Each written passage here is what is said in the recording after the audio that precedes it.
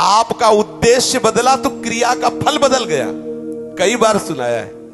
एक दुष्ट स्वभाव वाला आदमी था, तो जंगल में गड़ासा लेके खड़ा होता।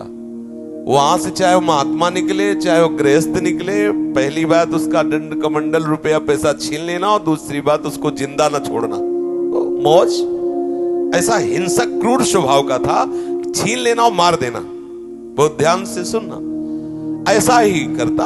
अब एक महात्मा जो बड़े भजनानंदी तपस्वी त्यागी थे, तो ऐसे संतों के दर्शन मात्र से पाप नष्ट होते हैं। संत दरस जिम पातक टरे, बड़े भाग पाइप सत्संगा, विनय प्रयास होई भव भंगा।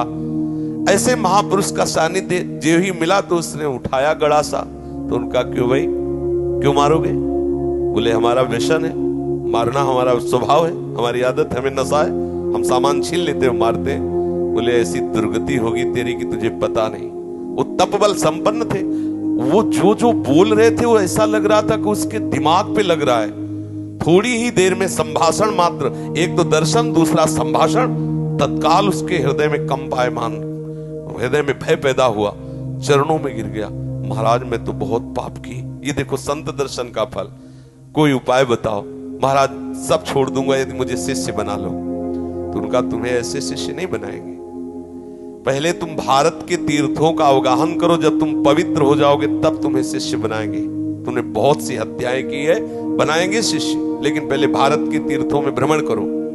तो महाराज हम कैसे जानेंगे कि हम पवित्र हो गए, निष्पाप हो गए? तो उन्होंने एक सूखी लकड़ी दी और कहा जब ये हरी हो जाए, इसमें अंकुरण हो जाए, तो वहीं से लौट आना, जानना तुम निष्पाप हो गए। चल पड़ा। अब महापुरुष की प्रेरणा, ये होता है संत का प्रभाव। अब वो लकड़ी ली सूखी और चल पड़ा। 10 किलोमीटर चला होगा तो एक जंगल में एक बहुत बड़ा बट वृक्ष था, बरगद का, बहुत बड़े बड़े पेड़, बरगद के बहुत बड़े, उसकी जड़ से आके शाखाओं से नवीन वृक्ष की रचना, बहुत बड़ा वृक्ष था। उसी के नीचे सोचा रात्रि काट लेते हैं, फिर हम तीर्थ यात्रा में जाएंगे। उसी के नीचे तो 4 बदमाश ऊपर चढ़े हुए थे, चोर, और वो समीप वाले गांव में चारों तरफ से आग लगाने का प्लान बना रहे थे कि तुम दक्षिण की तरफ से आग लगाना, तुम उत्तर की तरफ से आग लगाना, और फिर जो निकलेगा उनको मारेंगे, ऐसा ऐसा। उसने सोचा इतने पाप किए हैं, तीर्थ यात्रा तो जा ही रहे, इन 4 को और मार देते हैं, क्योंकि ये 4 मरेंगे तो पूरा गांव बच जाएगा। अब जो तीर्थ ही जा रहे हैं तो जब 50-100 वो मारे तो 2-4, इनमें क्या जाता है। उन्होंने आवाज लगाई, ये सुनो तुम्हारा प्लान ठीक नहीं है। तो देखा कि कोई हमारे प्लान को सुन लिया, तो उनका देखो हम तुम्हारे गुरु हैं इस बात के, जीवन हो गया गड़ासा चलाते हुए, मुझे पता है तुम फंस जाओगे, नीचे उतरो। अब एक साथ थोड़ी उतरेंगे, एक एक उतर। बड़ा वृक्ष था तो जड़ की आड़ में उसको पता था, मारने का अभ्यास था, बिना अस्त्र शस्त्र के हाथ ही से मार दिया, 4 को मार दिया। मारा, सोचा अभी यहाँ तो हमने हत्या कर दी, अभी यहाँ नहीं रुकेंगे, आगे जो ही लकड़ी उठाया तो हरी हो गई। गुरुजी लोग कहा था लकड़ी हरी हो जाए तो वापस आ जाना तीर्थ यात्रा। अभी तो कोई गंगा नहाया नहीं, जमुना नहीं नहाया, तीर्थ यात्रा नहीं की, और लकड़ी हरी हो गई, पर गुरु ने कहा था हरी हो जाए तो वापस आ जाना। वापस चला गया। जो ही पहुंचा, गुरुजी दंडवत।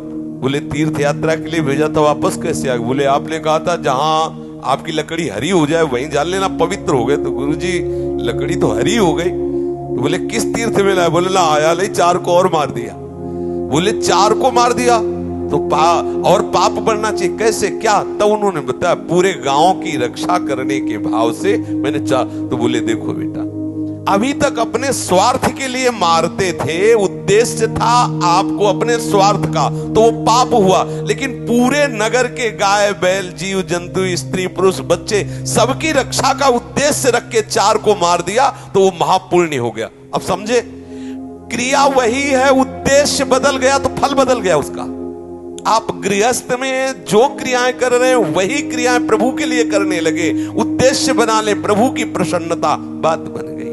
सर्वधर्मान परित्यज्य मामेकं शरणं व्रज अहम त्वां सर्व पापेभ्यो मोक्षयिष्यामि मा शुचा। तू चिंता मत कर कि धर्म त्याग का पाप लगेगा, मैं तुझे निष्पाप कर दूंगा, लेकिन तू मेरे चरणों का आश्रय ले ले। हर धर्मों की पूर्ति भगवत प्राप्ति से होती है। और प्रभु के चरणारविंद का आश्रय लेना परम धर्म है।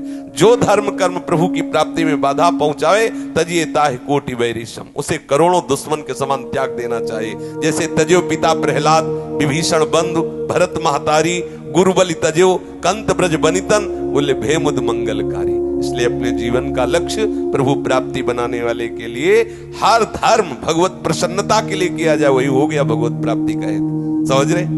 ऐसे कितने महापुरुष देखे गए अपने कुल कर्म को करते हुए भगवत प्राप्त हो गए, क्योंकि वो प्रभु की प्रसन्नता के लिए किया।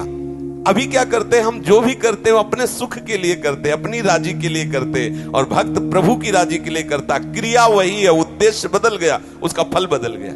समझ गया?